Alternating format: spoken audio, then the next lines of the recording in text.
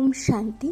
আজকের বাংলা মুরলী 31শে অক্টোবর 2024। প্রাতক মুরলী। ওম শান্তি। বাপদাদা মধুবন। বাবা বলেছেন, মিষ্টি বাচ্চারা, অর্ডার করো, হে ভূতেরা, তোমরা আমাদের কাছে আসতে পারো না। তোমরা তাদের ভয় দেখাও, তাহলে তারা পালিয়ে যাবে। আজকের প্রশ্ন, ঈশ্বরীয় নেশায় থাকা বাচ্চাদের জীবনের শোভা কি? উত্তর, সার্ভিসই হলো তোমাদের জীবনের শোভা। যখন এই নেশা থাকে যে আমরা ঈশ্বরীয় লটারি পেয়েছি, তখন সার্ভিস করার শখও থাকা উচিত। কিন্তু তীর তখনই লাগবে যখন ভিতরে কোনো ভূত থাকবে না, অর্থাৎ বিকার থাকবে না। প্রশ্ন, শিব বাবার সন্তান হওয়ার অধিকার কাদের রয়েছে? উত্তর, যাদের নিশ্চয় রয়েছে যে ভগবান হলেন আমাদের পিতা, আমরা এমন উঁচুর থেকেও উঁচু পিতার সন্তান। এমন নেশায় যারা থাকে, সেই সব উপযুক্ত বাচ্চাদেরই শিব বাবার সন্তান বলার অধিকার রয়েছে। ক্যারেক্টার যদি ঠিক নয়, চলনে রয়্যালিটি নেই, তাহলে শিব বাবার সন্তান বলা যাবে না। ওম শান্তি। শিব বাবা স্মরণে আছেন? স্বর্গের বাদশাহী স্মরণে আছে? এখানে যখন বসে থাকো, তখন বুদ্ধিতে আসা উচিত আমরা হলাম অসীম জগতের পিতার সন্তান এবং আমরা নিত্য বাবাকে স্মরণ করি। স্মরণ না করলে অবিনাশী উত্তরাধিকার প্রাপ্ত করতে পারবে না। কিসের উত্তরাধিকার? পবিত্রতার। অতএব এর জন্য পুরুষার্থ তো করা উচিত। কখনো কোনো বিকারের কথা আমাদের সামনে আসতে পারবে না। শুধু বিকারের কথা নয়, একটি ভূত নয়, কোনো ভূতই আসতে পারবে না, এমন বিশুদ্ধ অহংকার থাকা উচিত। অতীব উচ্চ পিতার সন্তান আমরাও উচ্চ, তাই না? কথাবার্তা চালচলন খুব রয়্যাল হওয়া উচিত। বাবা চলন দ্বারা বুঝতে পারেন এই আত্মা তো ওয়ার্থ নট এ পেনি, কোনো কাজের নয়, আমার সন্তান রূপে পরিচিত হওয়ার যোগ্য নয়। লৌকিক পিতারও অযোগ্য সন্তানকে দেখে এমনটাই অনুভব হয়। ইনিও হলেন পিতা। বাচ্চারা জানে বাবা আমাদের শিক্ষা দিচ্ছেন, কিন্তু কেউ কেউ এমন আছে যারা একটুও বোঝে না। অসীম জগতের পিতা আমাদের বোঝাচ্ছেন, সেই নিশ্চয়টুকু নেই, নেশা নেই। বাচ্চারা, তোমাদের বুদ্ধি কতখানি উচ্চ মানের হওয়া উচিত। আমরা কত সর্বোচ্চ পিতার সন্তান। বাবা কত বোঝান, মনে মনে চিন্তন করো, আমরা সর্বোচ্চ পিতার সন্তান। আমাদের চরিত্র কত উচ্চমানের হওয়া উচিত। এই দেবী দেবতাদের যেরূপ মহিমা, সেই রূপ আমাদের হওয়া উচিত। প্রজাদের কি আর মহিমা নয়? প্রজাদের কি আর মহিমা হয়? এক লক্ষ্মী নারায়ণকে দেখানো হয়েছে। অতএব বাচ্চাদের কত ভালো রীতি সার্ভিস করা উচিত। এই লক্ষ্মী নারায়ণ দুজনেই এরূপ সার্ভিস করেছেন, তাই না? কতখানি উচ্চ বুদ্ধি হওয়া উচিত। অনেক বাচ্চাদের তো কোনো পরিবর্তনই হয় না, মায়ার কাছে পরাজিত হয়ে আরও বেশি পতিত হয়ে যায়। না হলে অন্তরে কত নেশা থাকা উচিত। আমরা অসীম জগতের পিতার সন্তান। বাবা বলেন, সবাইকে আমার পরিচয় দিতে থাকো, সার্ভিস করলেই শোভনীয় হবে, তবেই বাবার হৃদয়ে স্থান পাবে। সন্তান সে যে পিতার হৃদয়ে স্থান প্রাপ্ত করে। সন্তানের প্রতি পিতার স্নেহ থাকে অসীম। বাচ্চাদের মাথায় করে রাখেন, এতই মোহ থাকে, কিন্তু সে তো হলো জাগতিক মায়াবী মোহ, এটি তো হলো অসীমের। এমন কোনো পিতা আছে যে সন্তানকে দেখে খুশি হয় না? মা বাবার তো অসীম খুশি হয়। এখানে যখন বসো, তখন বোঝা উচিত বাবা আমাদের পড়ান। বাবা হলেন আমাদের বিশ্বস্ত শিক্ষক। অসীমের পিতা নিশ্চয়ই কোনো সার্ভিস করেছেন, তবেই তো গায়ন হয়, তাই না? কতখানি ওয়ান্ডারফুল এই কথা। তার কত মহিমা বর্ণনা করা হয়। এখানে বসে আছো তো বুদ্ধিতে নেশা থাকা উচিত। সন্ন্যাসীরা তো হলেন নিবৃত্তি মার্গের, তাদের ধর্মই আলাদা। এই কথাও এখন বাবাই বোঝান। তোমরা কি আর জানতে সন্ন্যাস মার্গের কথা? তোমরা তো গৃহস্থ আশ্রমে থেকে ভক্তি করেছিলে, তারপরে তোমরাই জ্ঞান প্রাপ্ত করো। তাদের তো এই জ্ঞান প্রাপ্তির কথা নেই। তোমরা কত উঁচু মানের পড়াশোনা করো আর বসে থাকো খুবই সাধারণভাবে নিচে। দিলওয়াড়া মন্দিরেও তোমরা নিচে তপস্যায় বসো, উপরে থাকে বৈকুণ্ঠ। উপরে বৈকুণ্ঠ দেখে মানুষ ভাবে স্বর্গ তো উপরেই হয়। তো বাচ্চারা, তোমাদের বুদ্ধিতে এইসব কথা থাকা উচিত যে এ হলো স্কুল, আমরা পড়াশোনা করছি। কোথাও ভ্রমণে গিয়েও বুদ্ধিতে এই চিন্তন চললে খুব আনন্দ হবে।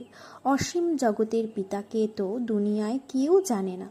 বাবার সন্তান হয়ে বাবার বায়োগ্রাফি জানে না, এমন বোকা বা ভুট্টু কখনো দেখেছ? না জানার দরুন বলে দেয় সর্বব্যাপী, ভগবানকেই বলে দেয় নিজেই পূজ্য, নিজেই পূজারী। বাচ্চারা, তোমাদের অন্তরে খুব খুশি হওয়া উচিত। আমরা কতখানি উচ্চ পূজ্য ছিলাম। পরবর্তীকালে আমরাই পূজারীতে পরিণত হই। যে শিব বাবা তোমাদের এতখানি উচ্চ স্বরূপ প্রদান করেন, সেই ড্রামা অনুসারে তোমরাই তার পূজা আরম্ভ করে দাও। এই সব কথা দুনিয়া কি জানে যে ভক্তি কবে আরম্ভ হয়? বাবা তোমাদের প্রতিদিন বোঝান। এখানে বসে আছো তো মনে খুশির অনুভূতি হওয়া উচিত, তাই না? আমাদের কে পড়াচ্ছেন? ভগবান এসে পড়াচ্ছেন। এই কথা তো কখনো শোনোনি। তারা তো ভাবে গীতার ভগবান হলেন কৃষ্ণ, সুতরাং কৃষ্ণই পড়াচ্ছেন হয়তো। আচ্ছা, কৃষ্ণই যদি হয় তাহলেও তো কতখানি উচ্চ অবস্থা থাকা উচিত। একটি বইও আছে মনুষ্য মত এবং ঈশ্বরীয় মতের।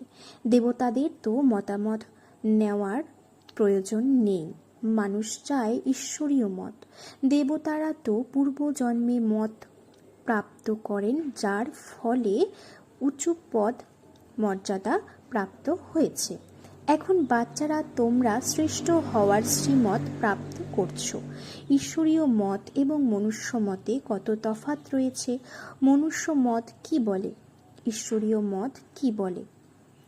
তাই অবশ্যই ঈশ্বরীয় মতানুযায়ী চলা উচিত।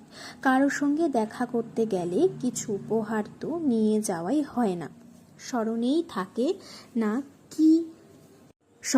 থাকে না কাকে কি উপহার দেওয়া উচিত। এই মনুষ্য মত এবং ঈশ্বরীয় মতের কন্ট্রাস্ট খুবই জরুরি। তোমরা মানুষ ছিলে, তখন অসুরী মত ছিল এবং এখন ঈশ্বরীয় মত প্রাপ্ত করো। তাতে কতখানি তফাৎ আছে। এই শাস্ত্র ইত্যাদি সব মানুষের দ্বারা নির্মিত। বাবা কি কোনো শাস্ত্র পাঠ করে আসেন? বাবা বলেন, আমি কি কোনো পিতার সন্তান? আমি কোনো গুরুর শিষ্য নাকি, যার কাছে শিক্ষা গ্রহণ করেছি? অতএব এই সব কথাও বোঝানো উচিত। যদিও জানে যে এদের বানর বুদ্ধি, কিন্তু মন্দির যোগ্য হবেও তো, তাই না?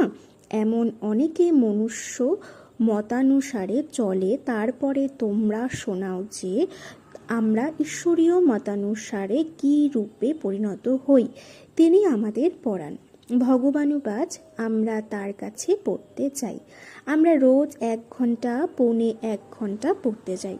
ক্লাসে বেশি টাইমও নেওয়া উচিত নয়। স্মরণের যাত্রা তো চলতে ফিরতে হতেই পারে। জ্ঞান ও যোগ দুই খুব সহজ। অলফ এই একটি শব্দ। ভক্তি মার্গে তো অসংখ্য শাস্ত্র আছে, একত্র করলে পুরো বাড়ি শাস্ত্রে ভরে যাবে। কত টাকা খরচ হয়েছে এই সবে। এখন বাবা তো খুব সহজ কথা বলেন, শুধুমাত্র বাবাকে স্মরণ করো। সুতরাং বাবার অবিনাশী উত্তরাধিকার হলো স্বর্গের রাজত্ব। তোমরা বিশ্বের মালিক ছিলে, তাই না? ভারত স্বর্গ ছিল, তাই না? তোমরা সে কথা কি ভুলে গেছো? এও ড্রামার ভবিতব্য। এখন বাবা এসেছেন, প্রতি 5,000 বছর পরে আসেন পড়াতে। অসীম জগতের পিতার অবিনাশী উত্তরাধিকার অবশ্যই নতুন দুনিয়া হবে, তাই না? এই কথা তো খুব সিম্পল। 1,00,000 বছর বলে দেওয়াতে বুদ্ধিতে যেন তালা লেগে গেছে। তালা খোলেই না, এমন তালা লেগেছে যে এত সহজ কথাও বুঝতে পারে না। বাবা বোঝান, একটি মাত্র কথা আছে, বেশি কিছু পড়ানো উচিত নয়। এখানে তোমরা 1 সেকেন্ডে যাকে চাও স্বর্গবাসী করতে পারো, কিন্তু এইটি হলো স্কুল। তাই তোমাদের পড়াশোনা চলতেই থাকে। জ্ঞান সাগর বাবা তোমাদের এত জ্ঞান প্রদান করেন যে সাগর দিয়ে কালি বানাও, সম্পূর্ণ জঙ্গল দিয়ে কলম বানালেও শেষ হবে না। জ্ঞান ধারণ করে কত সময় হয়েছে, ভক্তির তো অর্ধকল্প হয়েছে। জ্ঞান তো তোমরা একটি জন্মেই প্রাপ্ত করো। বাবা তোমাদের পড়াচ্ছেন নতুন দুনিয়ার জন্য। ওই দৈহিক স্কুলে তো তোমরা কত সময় পড়া করো, 5 বছর বয়স থেকে 20 থেকে 22 বছর পর্যন্ত পড়াশোনা করো। উপার্জন কম এবং খরচ বেশি হলে তো ক্ষতি হয়ে যাবে, তাই না? বাবা কতখানি সলভেন্ট করেন, তারপরে ইনসলভেন্ট হয়ে যায়। এখন ভারতের অবস্থা দেখো কি হয়েছে। নেশার সাথে বোঝানো উচিত, মাতাদের উঠে দাঁড়ানো উচিত। তোমাদেরই গায়ন রয়েছে, বন্দে মাতরম। পৃথিবীকে বন্দে মাতরম বলা হয় না, বন্দে মাতরম মানুষকে করা হয়। যে বাচ্চারা বন্ধনমুক্ত হয় তারাই সার্ভিস করে। তারাও কল্প পূর্বে যে রূপ বন্ধন মুক্ত হয়েছিল তেমনই হয়। অবলাদের উপর কত নির্যাতন হয়, তারা জানে আমরা বাবাকে পেয়েছি, তাই বুঝতে পারে এবার তো বাবার সার্ভিস করতে হবে। বন্ধন আছে এমন যারা বলে তারা হলো দুর্বল বা ছাগল সম। গভর্নমেন্ট কখনোই বলবে না তোমরা ঈশ্বরীয় সেবা করো না। কথা বলার জন্য সাহস থাকা চাই। যার জ্ঞান আছে তারা তো এতেই সহজভাবে বন্ধন মুক্ত হতে পারে। জজকেও বোঝাতে পারে আমরা আত্মিক সেবা করতে চাই। আত্মিক পিতা আমাদের পড়াচ্ছেন। খ্রিস্টানরা তবুও বলে লিবারেট করো, গাইড হও। ভারতীয়দের তুলনায় তাদের বুদ্ধি খুব ভালো। বাচ্চারা তোমাদের মধ্যে যারা বোধযুক্ত তাদের সার্ভিস করার শখ থাকে, তারা বোঝে ঈশ্বরীয় সার্ভিস দ্বারা অনেক লটারি প্রাপ্ত হবে। অনেকে তো লটারি ইত্যাদি কিছু বোঝে না, সেখানে গিয়েও দাস দাসী হবে। মনে মনে ভাবে, আচ্ছা দাস দাসী হওয়াও ভালো, চণ্ডাল হওয়াও ভালো, স্বর্গে তো থাকবো, তাই না? তাদের চাল চলনও সেই রকম দেখতে পাওয়া যায়। তোমরা বুঝেছ যে অসীম জগতের পিতা আমাদের বোঝাচ্ছেন। ব্রহ্মা বাবাও বোঝান, শিব বাবা এনার দ্বারাই বাচ্চাদের পড়াচ্ছেন। কেউ এটুকু কথাও বোঝে না, এখান থেকে বাইরে গিয়েই শেষ হয়ে যায়। এখানে বসেও কিছুই বুঝতে পারে না। বুদ্ধি বাইরে ঘুরে বেড়ায়, ধাক্কা খায়। একটি ভূতও বেরোয় না। পড়াচ্ছেন কে এবং কি পদমর্যাদা প্রাপ্ত হয়? ধনীজনের দাস দাসী হবে, তাই না? এখনও ধনীদের কাছে অনেক চাকর বাকর থাকে। সার্ভিসের জন্য তো একদম উড়ে যাওয়া উচিত। তোমরা বাচ্চারা শান্তি স্থাপনের কার্যে নিমিত্ত হয়েছ, বিশ্বে সুখ শান্তি স্থাপন করছো। প্র্যাকটিক্যালে তোমরা জানো আমরা শ্রীমত অনুসারে স্থাপন করছি, এতে অশান্তির কোনো কথা হওয়া উচিত নয়। বাবা এখানেও এমন অনেক ভালো ভালো ঘর পরিবার দেখেছেন। একই ঘরে 6 থেকে 7 জন বৌমারা একসাথে এমন ভালোবেসে সুন্দর করে থাকে যে শান্তি বজায় থাকে। তারা বলতো আমাদের কাছে তো স্বর্গই আছে, কোনো খিটিমিটি নেই, সবাই খুবই আজ্ঞাকারী। সেই সময় বাবারও সন্ন্যাসী চিন্তাধারা ছিল, দুনিয়ার প্রতি বৈরাগ্য ভাব এসেছিল। এখন মৃত্যু রয়েছে অসীমের বৈরাগ্য ভাব, কিছুই স্মরণে থাকে না। বাবা সবার নামও ভুলে যান। বাচ্চারা বলে, বাবা তুমি আমাদের স্মরণ করো। বাবা বলেন, আমার সবাইকে ভুলে যেতে হবে, না স্মরণ করো না স্মরণে থাকো। অসীমের বৈরাগ্য যে সবাইকে ভুলতে হবে। আমরা কি আর এখানকার বাসিন্দা? বাবা এসেছেন নিজের স্বর্গের উত্তরাধিকার প্রদান করতে। অসীমের পিতা বলেন, আমায় স্মরণ করো, তাহলে তোমরা বিশ্বের মালিক হবে। এই ব্যাজটি খুব ভালো বোঝানোর জন্য। কেউ চাইলে বলো, জ্ঞান বুঝে নাও। এই ব্যাজের কথা বুঝলে তোমাদের বিশ্বের রাজত্ব প্রাপ্তি হবে। শিব বাবা এই ব্রহ্মা বাবার দ্বারা নির্দেশ দেন, আমাকে স্মরণ করো, তাহলে তোমরা এমন স্বরূপ ধারণ করবে যাদের গীতা জ্ঞান আছে তারা খুব ভালোভাবে বুঝবে। যারা দেবতা ধর্মের হবে। কেউ কেউ প্রশ্ন করে, দেবতাদের পতন কেন হয়? আরে এই চক্র তো ঘুরতেই থাকে, পুনর্জন্ম নিতে নিতে নিচে তো নামবে, তাই না? চক্র তো ঘুরবেই। প্রত্যেকের মনে এই প্রশ্ন অবশ্যই থাকে, আমরা সার্ভিস কেন করতে পারি না? নিশ্চয়ই আমার মধ্যে কোনো খামতি আছে। মায়ার ভূতেরা নাক দিয়ে ধরে আছে। এখন বাচ্চারা তোমরা বুঝেছো যে আমাদের এখন ঘরে বা পরম ধামে ফিরতে হবে, তারপরে নতুন দুনিয়ায় এসে রাজত্ব করব। তোমরা হলে যাত্রী, তাই না? দূর দেশ থেকে এখানে এসে পার্ট প্লে করো। এখন তোমাদের বুদ্ধিতে আছে আমাদের অমর লোক যেতে হবে। এই মৃত্যু লোক এবার শেষ হয়ে যাবে। বাবা খুব ভালোভাবে বোঝান, ভালো রীতি ধারণ করতে হবে, এই জ্ঞানের মনন করতে থাকা উচিত। এই কথাও বাবা বুঝিয়েছেন। কর্মভোগের অসুখ বিসুখ জোর দিয়ে আসবে, মায়া অস্থির করবে, কিন্তু বিভ্রান্ত হওয়া উচিত নয়। একটু কিছু হলেই অশান্ত হয়ে যায়। অসুখ করলে মানুষ আরও বেশি করে ভগবানকে স্মরণ করে। বেঙ্গলে যখন কেউ খুব অসুস্থ হয় তখন তাকে বলা হয় রাম নাম বলো, রাম বলো।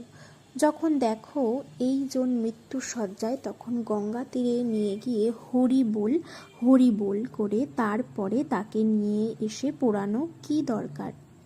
গঙ্গায় ভাসিয়ে দাও না। বড় বড় কুমির মাছের শিকার হয়ে যাবে, কাজে লেগে যাবে। পার্সিরা দেহ রেখে দেয় তো হাড় ইত্যাদি কাজে লাগে না। বাবা বলেন, তোমরা অন্য সব কথা ভুলে আমাকে স্মরণ করো। আচ্ছা, মিষ্টি মিষ্টি হারানিধি বাচ্চাদের প্রতি মাতা পিতা বাপ দাদার স্মরণের স্নেহ সুমন আর সুপ্রভাত। আত্মাদের পিতা তার আত্মারূপী বাচ্চাদেরকে জানাচ্ছেন নমস্কার। ধারণার জন্য মুখ্যসার: 1. বন্ধন মুক্ত হয়ে ভারতের প্রকৃত সেবা করতে হবে।